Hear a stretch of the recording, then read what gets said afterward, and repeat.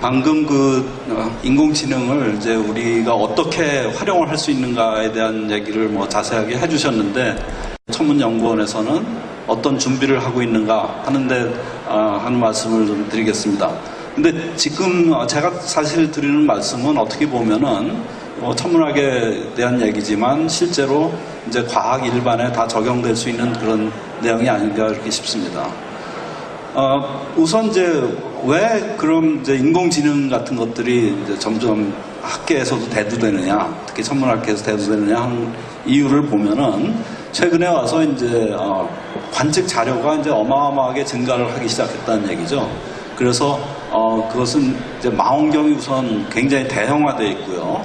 요거는 이제 저희 천문연구원이 참여하고 있는 27m짜리 그 망원경인데 아직 그 존재하는 건 아니고 현재 건설 중에 있습니다. 그 다음에 이제 그 망원경이 크더라도 이제 거기서 이제 데이터를 실제로 만들어내는 거는 소위 검출기라고 하는 건데, 이 검출기가 굉장히 감도가 높고, 그 다음에 그 크기가 큰 그런 대형 디지털 검출기들이 이제 등장을 하기 시작했습니다. 그래서 이제 감도가 높다는 것은 그만큼 이제 빨리빨리 데이터를 받을 수 있다는 뜻이고, 그 다음에 이제 대형이다 하는 것은 한꺼번에 굉장히 넓은 영역의 이제 하늘을 감시할 수 있다는 그런 얘기죠. 그래서 그 결과로 이제 굉장히 높은 효율의 자동화된 관측이 이제 가능해졌다 하는 얘기입니다. 그 두 번째 그 패널에 보면은 여기 사람이 이제 뭔가를 들고 있는데 이게 사실 필터입니다. 사진을 찍기 위한 필터인데 필터가 이것만 나타나는 것은 그 밑에 있는 이제 검출기, 소위 여러분들 디지털 카메라에 CCD라는 것이 곧 달려 있는데, 그 CCD의 크기가 이제 저만하다는 얘기죠. 저만한 크기라면은 제가 뭐 화소를 다 세보지는 않았습니다만 거의 1억 정도의 화소가 될 정도로 이제 화소가 굉장히 많습니다. 그래서 이제 이렇게 나오는 데이터들을 이제 분석을 해야 되는데, 기존 분석 방법이 이제 한계에 봉착했다. 무슨 얘기인가 하면은 사람이 개입을 해서 데이터를 보고 그다음에 분석을 하고 이제 뭐 논문을 쓰고 그러는데, 과거에는 뭐 그 데이터 숫자가 적으니까 그 일일이 다 손으로 처리를 하고 또는 뭐 컴퓨터로 처리를 하고 하더라도 이제 그 분석을 할 수 있었습니다. 점차 이제 그 한계에 도달했다. 그래서 이제 그 돌파구로 생각하는 것이 두 가지가 있는데요. 사실은 두 가지가 이제 어느 정도는 그 같이 나가고 있는 분야입니다. 하나는 인공지능 기법. 그러니까 우리가 이제 컴퓨터를 활용을 하되 우리가 알파고의 경우에서 봤듯이 이제 그것을 단순히 그냥 숫자, 무작위적인 숫자로다 이제 확률로다 계산을 하면은 그 바둑을 둘 수가 없다고 할 정도로 경우의 숫자가 많다고 합니다. 그러나 이제 인공지능 기법을 사용함으로써 그 경우의 숫자를 확 줄이고, 그래서 실제로 이제 현재 가지고 있는 컴퓨터 능력으로 이제 충분한 분석이 가능하지 않을까. 물론 아직까지 그 큰 성과가 있다고 할 수는 없지만 앞으로 이제 그런 가능성이 있다고 보는 겁니다. 그 다음에 또 하나는 이제 시민 참여 연구의 활성화라고 하는 건데, 어떤 데이터를 보고 이제 뭐 아주 가장 쉬운 예가 이제 분류를 하는데, 그 분류를 하기 위해서는 사람이 일일이 보고 이제 하나씩 나눠야 됩니다. 근데 말씀드린 것처럼 데이터가 많아지면 이제 그 전문가들이 할 수 있는 양을 훨씬 벗어나기 때문에 그 데이터를 이제 그 일반 시민들이 접속을 해서 거기에 이제 자기가 각자 분류를 하는 이제 그런 일들이 점차 활성화돼서 이거는 상당히 이미 이제 좋은 결과를 내고 있습니다. 여기 맨 아래 오른쪽 사진이 그 갤럭시 주라고 하는 건데, 여기에 접속을 하면은 지금도 여러분들이 뭐 은하를 분류한다든지 그런 이제 전문적인 일들을 할 수 있습니다. 굉장히 간단한 교육을 통해서. 이 대규모 탐사의 예를 몇 가지 보여드리겠습니다.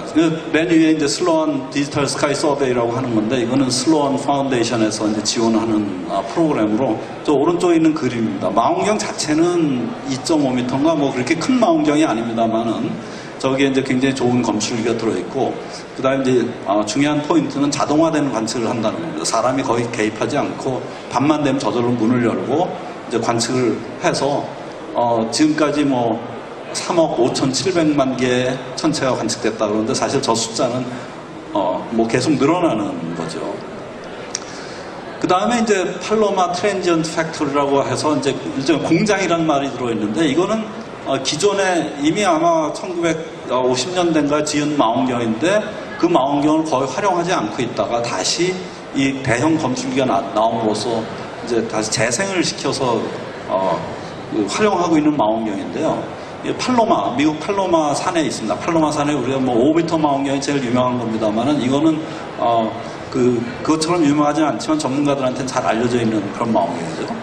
그래서 이 망원경의 특징은 이제 시야가 굉장히 넓다는 겁니다. 한꺼번에 굉장히 큰 하늘을 한꺼번에 사진을 찍을 수 있는데, 과거에는 그걸 사진 건판을 이용해서만 할 수 있었습니다만, 지금은 이제 아까 보여드린 거대한 그 CCD를 이용해서 이 사진을 찍으니까 하늘을 이제 북반구 전체 하늘을 한 1년에 300번 정도 반복적으로 관측한다. 자, 그래서 아까 제가 그냥 그 데이터가 많이 나온다 그러는데, 사실 그 데이터가 많이 나온다는 거의 그 배경 중에 하나는, 과거에는 우리가 이제 우주를 굉장히 정적인 것이라고 생각했습니다. 천체라는 것은 예를 들어서 태양 같은 거는 수명이 한 100억 년 정도 되기 때문에 뭐 며칠 사이에 변하는 그런 현상이 거의 없다는 얘기죠.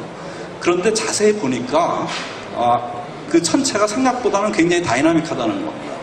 그래서 실제로 뭐 많은 천체들이 거의 변하지 않습니다만은 굉장히 작은 그 비율의 천체, 뭐 5%, 1% 이 정도의 천체가 굉장히 다이나믹한 현상을 보이는데, 근데 그렇게 하늘에는 워낙 별이라든지 은하가 많다 보니까 그런 다이나믹한 현상을 나타내는 천체의 숫자만 해도 어마어마해지는 거죠. 그래서 이제 계속 반복적으로 관측을 하는 것이 이제 최근에 와서 생긴 트렌드입니다. 그래서 시계열 관측을 하는 거죠. 그래서 이제 팔로마 트랜지언트 팩터리라는 게 이제 그런 의미에서 굉장히 중요한 천체고, 그것이 최근에 이제 이름을 좀 바꿔서 주비키 트랜지언트 팩터리라고 이름이 바뀌었습니다. 예. 그 다음에 이제 LSST라고 하는 것이 2020년부터 이제 관측을 할 예정이고요. 그래서 딥러닝을 이용해서 이제 천문학에서 실제로 활용하는 논문들이 서서히 나오기 시작합니다. 뭐 자세한 말씀을 드리긴 좀 어렵습니다만은, 뭐 관측하는 데서 이제 우리가 별이나 은하를 분류하는 거, 그 다음에 최근에 와서 굉장히 뉴스에 나왔던 것이 이제 케플러 우주망원경을 이용해서 외계 행성을 사람이 개입하지 않고 찾았다. 그것이 이제 시민과학과 인공지능의 결합이라 이렇게 얘기를 합니다. 중력파에서도 이제 이런 것들을 많이 활용을 하기 시작했고, 이 그래비티 스파이라는 키워드를 여러분들 지금 치시면은 들어가서 굉장히 흥미로운 참여를 하실 수 있습니다. 국내에서도 이제 이런 연구들을 이제 일종의 파일럿 스터디처럼 한 연구 결과가 좀 있고요. 그래서 마지막으로 이제 그 천문연구원에서 그럼 앞으로 이제 이런 거를 어떻게 대응을 할 것인가 하는 얘기를 잠깐 말씀드리겠습니다. 그래서 이제 천문연구원 자체가 생산하는 데이터가 굉장히 많고요.